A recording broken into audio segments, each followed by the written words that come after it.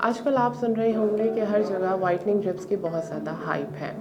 ये हमारे माशरे में इसको बहुत ज़्यादा प्रमोट क्यों किया जाता है? हमने नोटिस किया है कि 92% अवाम जो ये वीडियोस देखती है वो नॉन सब्सक्राइब है हमारे चैनल को। तो आपसे एक हम्बल रिक्वेस्ट ये है कि इस चैनल को प्लीज़ सब्सक्राइब करें ताकि आपके लिए हम बेहतर से बेहतर कंटेंट बनाएं और बड़े से बड़े डॉक्टर्स को अपने प्लेटफॉर्म पे ला सकें।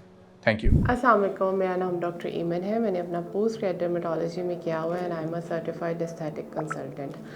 ग्लूटाथायोन आपके लिए बेहतर है या इसके साइड इफ़ेक्ट्स भी हैं?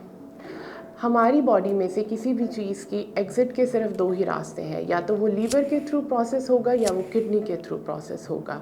लेकिन अगर आप किसी भी चीज़ को आपकी बॉडी की नीड से ज़्यादा इंट्रोड्यूस करवा रहे हैं तो वो ना सिर्फ आपकी बॉडी में उसकी कॉन्सेंट्रेशन को टॉक्सिक लेवल्स तक पहुंचाएगा, बल्कि आपके लीवर और किडनी को भी अफेक्ट करेगा।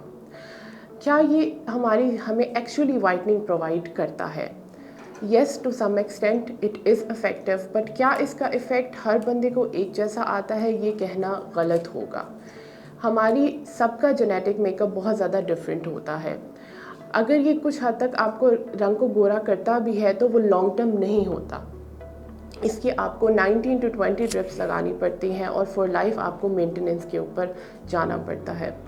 क्या ग्लूटाथायोन के कुछ बेनिफिट्स भी हैं?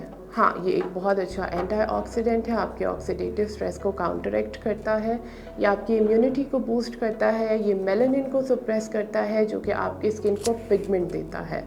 बट आप लगवाने जा रहे हैं तो आपकी एक्सपेक्टेशन बहुत ही क्लियर होनी चाहिए। आप 3 से 4 टोन गोरे नहीं हो जाएंगे, तो ना सिर्फ आपके पैसे वेस्ट होंगे बट इन द एंड आप डिसअपॉइंट भी होंगे।